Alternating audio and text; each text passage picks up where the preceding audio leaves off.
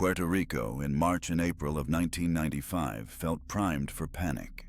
In rural towns like Moca and Canovanas, small-scale goat herding was both an economic lifeline and a deeply rooted cultural practice.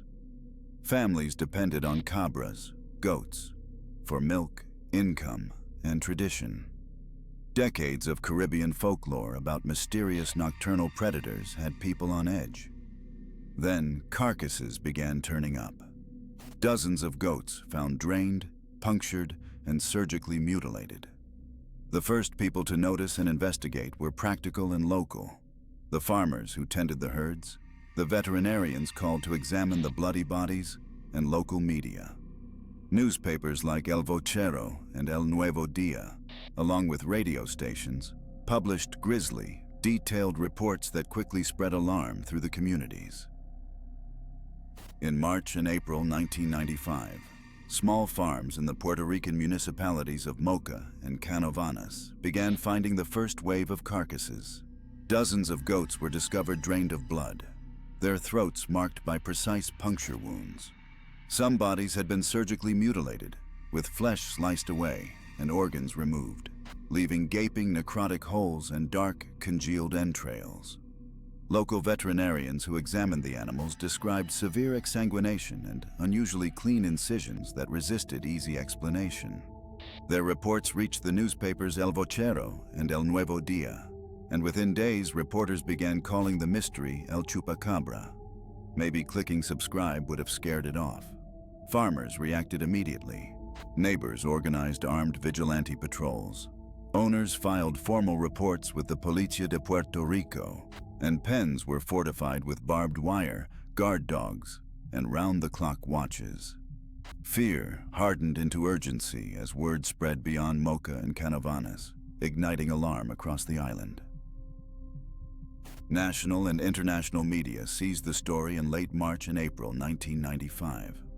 El Vocero and El Nuevo Dia ran bloody photographs, while radio and television stations in San Juan and across Puerto Rico aired anxious interviews. The Associated Press and other wire services carried grisly dispatches beyond the island, and local channels such as WAPA-TV and Telemundo replayed eyewitness testimony, multiplying public fear. Reports of similar carcasses and nighttime sightings spread into neighboring municipalities, prompting more fortified pens and armed watches. Investigators, officers of the Policía de Puerto Rico, local veterinarians summoned to the scenes, and agricultural officials found baffling, contradictory evidence. Animals appeared to have been drained of blood, with precise puncture wounds and surgical cuts. Yet there was little pooled blood at the scenes and a startling lack of clear predator tracks. Those conflicting forensic signs undercut simple explanations, from feral dogs and opportunistic thieves to something more sinister and ratcheted tension toward the next phase of inquiry. In late April 1995, the investigation moved from rumor to laboratory as the Puerto Rico Police, the Department of Agriculture, and local veterinarians coordinated necropsies on dozens of carcasses recovered in Moca and Canovanas. Technicians collected tissue, hair, stomach contents, and swabs, while pathologists noted extreme exsanguination, neat puncture wounds, and surgical-looking incisions, but repeatedly recorded a puzzling absence of pooled blood at the scenes. Lab analyses were mixed and inconclusive. Some tests pointed to bacterial infection and scavenging by feral dogs or vultures, while other findings, clean, precise cuts, and apparent depletion of blood, resisted ordinary explanation.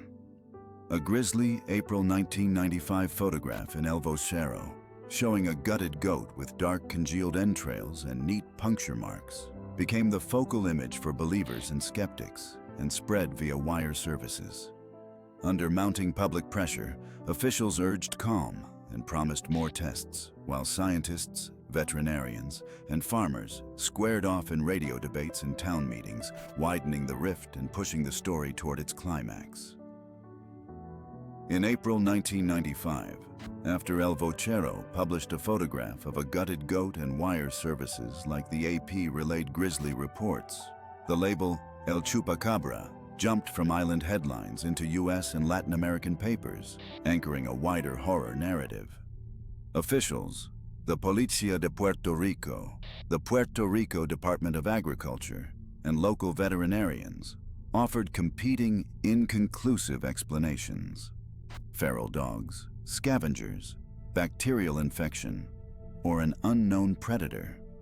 With necropsies ambiguous and no scientific consensus, sensational radio and TV coverage, armed night watches, and a flood of eyewitness accounts hardened the myth, turning a cluster of mutilations into a persistent transnational legend. In 1995, a wave of reports from Moca and Canovanas seeded Chupacabra sightings across the Americas, from Puerto Rico to Mexico and Chile, and pushed the media toward sensational coverage of unexplained incidents. Farmers installed fortified pens, kept guard dogs, and organized night watches, while veterinarians and animal health agencies refined necropsy protocols. Those attacks left economic and psychological scars in local communities, showing how loss, fear, and sensational reporting can create cultural icons without conclusive proof.